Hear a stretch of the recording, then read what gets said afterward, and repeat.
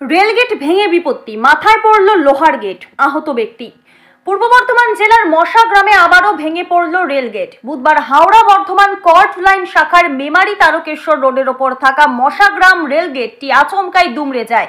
প্রত্যক্ষদর্শীরা জানান, কর্তব্যরত গেটম্যান যখন গেট নামাচ্ছিলেন তখন এক ব্যক্তি তাড়াহুড়ো করে পার হওয়ার চেষ্টা করেন। সেই সময় ভারী লোহার গেটটি তার মাথার ওপর আছড়ে পড়ে। এর ফলে গেটটিও ক্ষতিগ্রস্ত হয় এবং একটি গাড়ির ধাক্কায় সেটি আরও দুমড়ে মুচড়ে যায়। আহত ব্যক্তির নাম শের আলী। তিনি পূর্ব বর্ধমানের জামালপুর থানার মশাগ্রাম বাজার এলাকার বাসিন্দা।